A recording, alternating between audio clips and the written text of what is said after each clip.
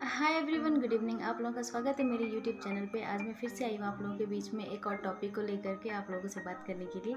मेरा जो last video था मैंने उसमें कहा था कि मैं नेक्स्ट अपना वीडियो बनाऊंगी आईपीसी के ऊपर, लेकिन किसी की डिमांड के कारण मैं ये वीडियो किसी और टॉपिक पे बनाना चाहती हूँ। तो चलिए बात करते हैं आज के टॉपिक के बारे में। आज मैं बात करना चाहूँगी किसानों के बारे में, अपने किसान भाइयों के बारे में।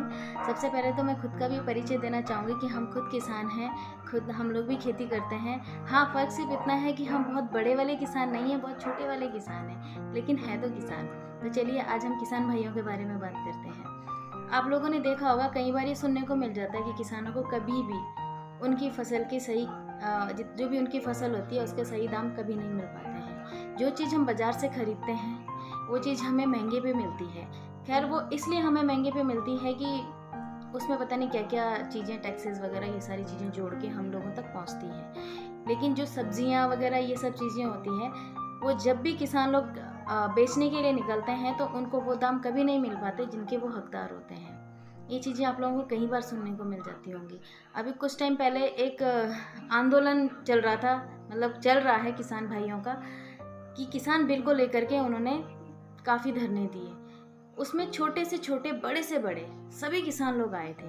आज मैं उन किसानों के बारे में बात नहीं कर रही हूँ जो लग्जरी लाइफ जीते हैं, जिनके पास बड़ी बड़ी मर्सिडीज हैं, जिनके पास 10 से 15 गाड़ियाँ हैं। हम उन्हें किसान नहीं कहेंगे, हम उन्हें एक ऐसे बड़े व्यापारी कहेंगे जो सिर्फ बिजनेस करना जानते हैं। हम उन किसानों के बारे में बात करना चाहेंगे। हम उन किसानों के बारे में बात कर रहे हैं जो लोग एक्चुअल में किसान हैं, जो खुद खेती करते हैं, जिनको सच में उनका जो उनकी फसल होती है, उनका अनाज होता है, उनके दाम नहीं मिल पाते हैं, उनको उनका हक नहीं मिल पाता है। अभी आपने देखा होगा, काफ़ी भीड़ भड़ाका चल रहा था, काफ़ी धरने दिए जा रहे थे, जगह जगह किसान आंदोलन चल रहे थे। क्यों चल रहे थे? गवर्नमेंट ने एक बिल पास किया था जिसमें कि कुछ चीज़ें किसान भाइयों को लगी कि वो शायद उनके खिलाफ है, लेकिन उस आंदोलन के कारण कई किसान भाइयों का समय बहुत ज़्यादा बर्बाद हो गया। आप लोगों को शायद पता ही होगा कि एक फसल को उगाने में, उसको तैयार करने में, जब तक वो निकलती है लगभग 3 से 4 महीने लगते हैं। 3 से 4 महीने में एक किसान को उस फसल को उगने का, उस फसल को तैयार होने का और उसे निकलने का बहुत इंतज़ार रहता है। कई बार किसान लोग कर्ज ले लेते हैं फसल को उगाने के लिए। कई फसलें ऐसी होती है जिनका बीज बहुत महंगा मिलता है, और उस बीज को अच्छा बीज लाने के लिए किसानों को कर्ज लेना पड़ता है।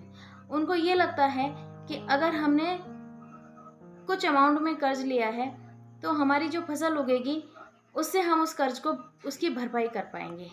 लेकिन कई बार इसका उलट हो जाता है।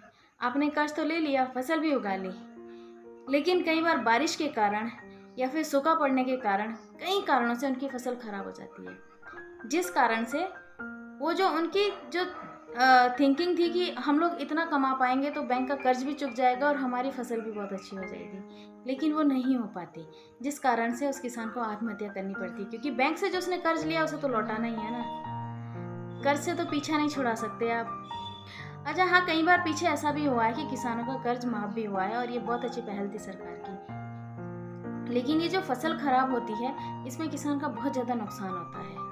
अगर किसानों को सही दाम किसी चीज़ के मिल जाते हैं तो हो सकता है शायद वो नुकसान की भरपाई हो सकती थी, लेकिन ऐसा नहीं होता है। इसमें सबसे ज़्यादा मरते हैं छोटे किसान। बड़े किसानों को कोई फ़र्क नहीं पड़ता, जो लग्जरी गाड़ियों में घूम रहे हैं, जिनके पास बहुत ज़्यादा पैसा है, जिनके पास बहुत कुछ है, तो उनको कोई फ़र्क नहीं पड़ता क्योंकि उनके पास ऑलरेडी बहुत कुछ है। और जबकि उनके पास खेतों में काम करने के लिए भी मजदूर होते हैं। जो किसान खुद काम कर रहे हैं, अपने घर का पेट पाल रहे हैं, सबसे ज़्यादा फ़र्क उन लोगों को पड़ता है। जब उनकी फसल बहुत अच्छी होती है तो उनका चेहरा बहुत खिला खिला रहता है, लेकिन जब फसल खराब होती है तो वहीं उनको आत्महत्या तक करने की नौबत आ जाती है। तो इसलिए मैं तो ये कहना चाहती हूँ सबसे कि भाई आगे बढ़ें और अपने किसान भाइयों का साथ दें।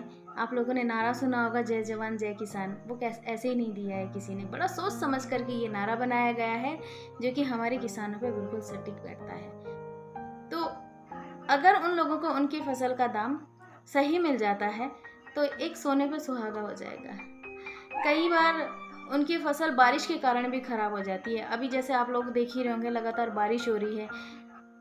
पहाड़ की तरफ जो ज़मीनें हैं वो कई बार खेत आधे के आधे साफ़ हो जाते हैं, आपदा आ जाती है, बादल फट जाते हैं। अभी इधर पहाड़ की तरफ भी बादल फटा होगा, आप लोगों ने देखा था। उसमें कुछ लोग भी मरे हैं और साथ में फसल और खेत सब कुछ बर्बाद हो चुके हैं। तो वो बर्बादी का कारण जो है वो तो खैर आपदा थी, उसमें हम कुछ नहीं कह सकते हैं, लेकिन उसमें एक किसान जरूर मरता है।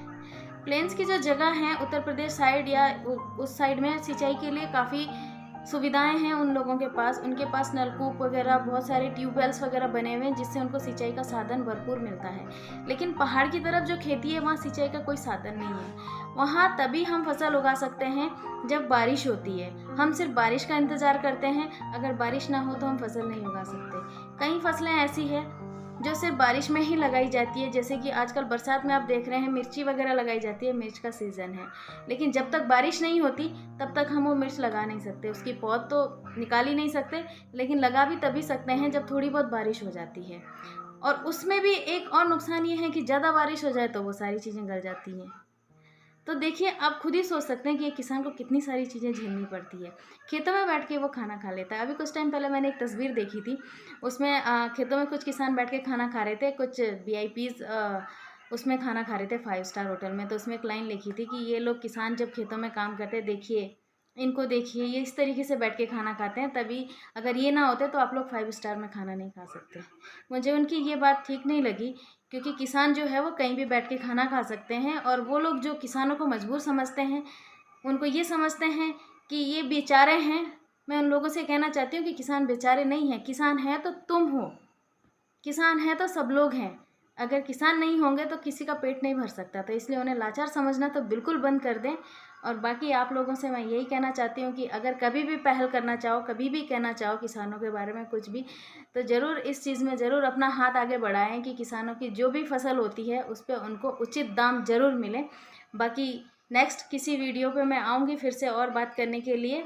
आज के लिए सिर्फ इतना ही। Thank you so much.